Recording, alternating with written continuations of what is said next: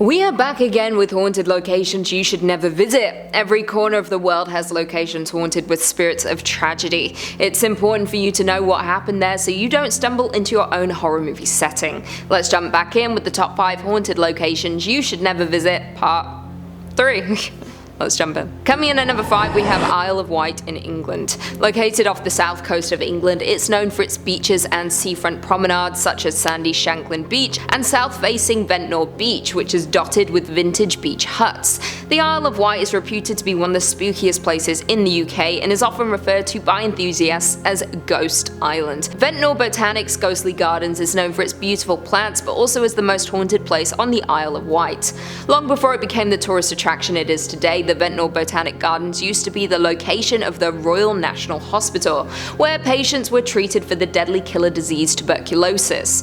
Over the years, thousands unfortunately died at the hospital until it was finally closed and demolished in 1969. Since the building was demolished and the gardens created, there have been many ghostly sightings. Some guests have seen a woman dressed in a patient gown walking around the gardens, although you can never get close enough to speak with her. Others have encountered a nurse walking up and down the gardens as if she is checking in on patients. There are several remnants of the old hospital still remaining, including a dark Victorian refuse tunnel which leads out from the gardens to the edge of the cliff. The lighthouse at St. Catherine's Point is a spectacular place to watch storms work their way across the English Channel, and on clear nights gives a perfect view of the stars and Milky Way, making it a popular spot for night photography. But you may find more than just keen photographers on a late night visit. There are many spooky tales surrounding the lighthouse, which is located near the village of Nitton on the south of the Isle of Wight. These range from ghost animal sightings to unexpected footsteps and vanishing items. There was a tragedy that happened at the lighthouse during World War II while 3 watchers were on duty. A bomb was dropped, killing all 3 of the guards. A plaque was placed in their memory, but it is said that they still keep watch at the lighthouse, which is now fully automated.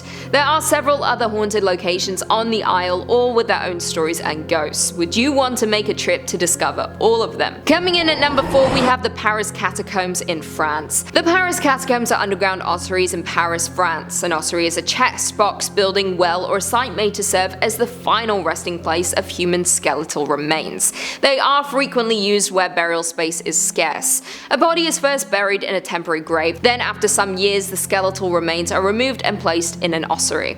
Due to this taking up much less space than a coffin, it means more remains can be stored. Due to this, the Paris Catacombs holds the remains of more than 6 million people. There are plenty of urban legends and ghost stories lurking in the skeletal maze. In the late 18th century, when major public health problems tied to the city's cemeteries led to a decision to transfer their contents to an underground site, the site was consecrated as the Paris Municipal Ossuary on April 7, 1786, and from that time forward took on the mythical name of the Catacombs, in reference to the Roman catacombs, which had fascinated the public since the discovery.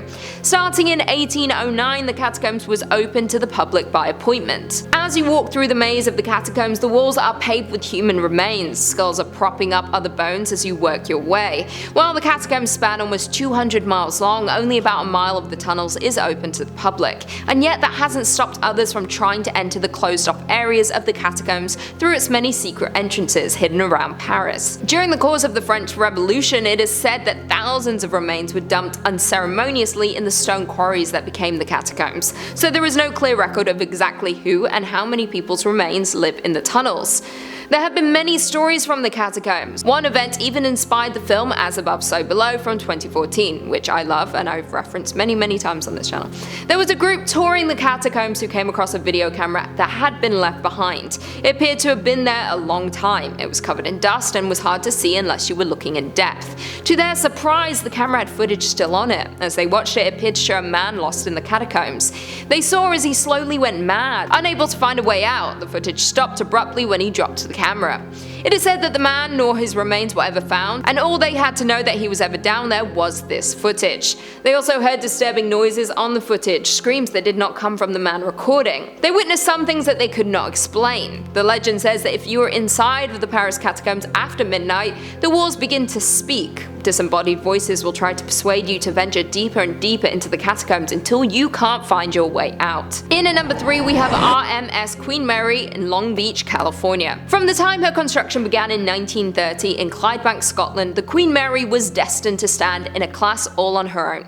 Despite suffering economic setbacks during the Great Depression, which stalled construction on the ship for several years, Cunard Line spared no expense on building the Queen Mary. On May 27, 1936, the Queen Mary departed from Southampton in England, embarking on her maiden voyage. She boasted 5 dining areas and lounges, 2 cocktail bars and swimming pools, a grand ballroom, a squash court, and even a small hospital. The Queen Mary had set a new benchmark in transatlantic travel, which the rich and famous considered as the only civilized way to travel. She quickly seized the hearts and imaginations of the public on both sides of the Atlantic, representing the spirit of an era known for its elegance, class, and style. During its first 3 years at sea, the Queen Mary carried dignitaries and Hollywood celebrities including General Dwight Eisenhower, Elizabeth Taylor, and Audrey Hepburn. However, her days as the luxury liner she was designed to be were short-lived, and in 1939 it was painted a camouflaged grey colour and was stripped of its amenities and began its second life as the Grey Ghost, a World War II troop ship. The Queen Mary was the largest and fastest troop ship to sail, capable of transporting as many as 16,000 troops at 30 knots. After the end of World War II, the Queen Mary began a 10-month retrofitting process which would return the ship to her original glory. On July 21, 1947, the Queen Mary resumed regular passenger service across the Atlantic Ocean, and continued to do so for nearly 2 more decades. The Queen Mary is now a floating hotel, holding luxury events and putting on shows. However, her days in the war could not be wiped away with her restoration, and it is said a number of spirits live on the ship today. Certain rooms have even been closed to the public due to their paranormal activity. Stateroom B340 has been investigated by many different scare enthusiasts, and even featured on Sci-Fi Channel's Ghost Hunters and the British TV series Most Haunted. The first reports of paranormal activity in room B340 date all the way back to 1967, with the guest complaining that someone was knocking on her door during the night, but when she got up to confront them, no one was there. Other complaints include bathroom lights turning on by themselves, the sink faucet turning on and off on its own, and unexplained bathroom doors shutting. Some guests have reported the covers of their bed being pulled off while asleep and waking to see a dark figure standing at the foot of the bed. But who is the figure in room B340? It is said that along with a number of deaths aboard during the war, there was also a murder in one of the rooms. Could this be the victim in room B340? This is not the only ghost on board. Another famous tale is that of a young man who worked on the ship. One night in 1966, the watertight doors in the engine and boiler rooms were ordered to be closed. About 5 minutes later, an 18-year-old crew member was found crushed in the door of hatch 13, trapped with his arms pinned to his side.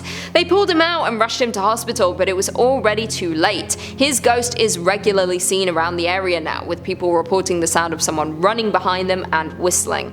Others have noticed that spots of grease that look like fingerprints appeared on their faces. Some have seen a figure of a bearded man in blue overalls that looks just like the man who died out the corner of their eyes, and several others have said that they saw an engineer wandering the hallways asking if guests had seen his wrench, but when they went back to find him, he had disappeared. Coming in at number 2, we have Eastern State Penitentiary in Philadelphia. This menacing Gothic-style prison opened in Philadelphia in 1829 and became the first in the US to implement solitary confinement, a widely debated practice. It was seen as an experiment on how this practice could be used around the world. Spectators from around the world marveled at its grand architecture. Once built, it was the most expensive construction in the United States at the time. It was a cruel attempt to reform prisoners, the idea being that solitude would lead to penance. Critics, on the other hand, believed it incited emotional anguish comparable to physical torture. They must have found it to be a successful experiment, with the prison replicated in several other states and in Europe. Prisoners were kept in small brick rooms with only one slither of light coming from above. They had no windows or any other type of stimulant while in there. They would receive daily contact from the warden and overseers. If they did have to be moved around the building, a hood was placed over their heads so that they would not have a glimpse of the outside world. They saw this as a system of reform rather than punishment. The warden was legally required to visit every inmate every day, and the overseers were mandated to see each inmate 3 times a day. It is even said that Pep the dog was sentenced to life without parole for killing Governor Gifford's Pinchet's wife's cat. Prison records reflect that Pep was assigned an inmate number C2559, which which is seen in his mugshot, although some claim he was gifted to the prisoner's therapy dog to help inmates. Gangster Al Capone spent a year imprisoned at Eastern State, where he furnished his cell with luxurious antiques, rugs, and paintings, making it seem like inmates had some control and comfort over their lives. However, the prison's 142-year history is full of death, madness, disease, murder, and torture, making it easy to imagine the spirits of troubled souls left behind to roam its abandoned halls. The harsh punishments used on prisoners are enough to make you shiver even without seeing a ghost. There was the water bath, in which inmates were dunked, then hung out on a wall in winter until ice formed on their skin. The mad chair, which bound an inmate so tightly that circulation was cut off, later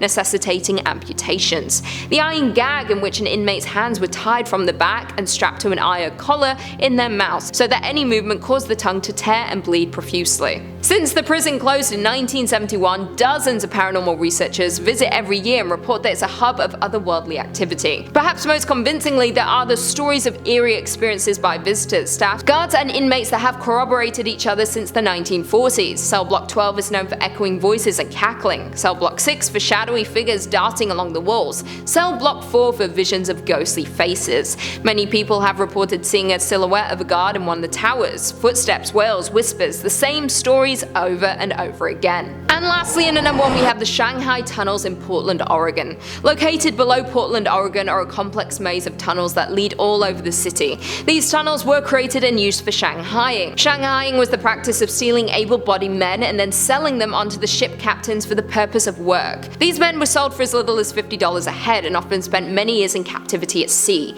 These poor men were then forced to work on ships bound for the Orient with no pay.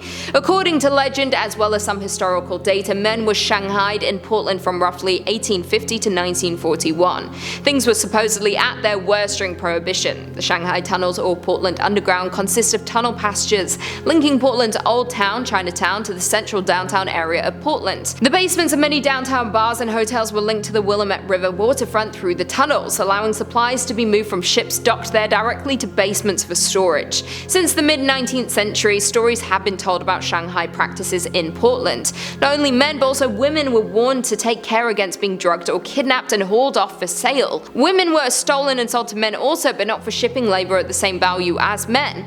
The middlemen would wait at the bar for an able-looking man to take the seat next to him. He would attempt to gain his trust, buy him a drink, and then drug him. Once drugged, they would drop the man down the trapdoors located in the bar. Once in the tunnels, they were locked in specially designed prison cells and held captive until they were shipped off as slave laborers. During Prohibition, it is said that the bars moved their operations underground, as well as making it easier than ever for unsuspecting victims to be shanghaied. It is said that around 1,500 people were kidnapped a year through the tunnels, and various stories have been told. The locals often dispute that the tunnels were used for this reason. Others believe in the stories and evidence found in the tunnels. Not only were these people held prisoner in the tunnels until their sale, some even died as a result of the conditions underground. The tunnels are said to be haunted by the aggrieved spirits of the captives who died in the dark recesses beneath the city. Those who have toured the tunnels have heard running in the distance, screams coming from all directions, and sometimes even crying from deep within the tunnels. With such a dark past, it is no surprise the locals deny any of this happening and may have even covered up the details. Well, there we have it. Do you guys agree with our list? Have you ever visited a haunted location? Leave us all your thoughts and feelings in the comments down below, and perhaps we can do a part 4. And on that note, if you haven't already, be sure to give this video a big thumbs up, and until next time, I'll see you later.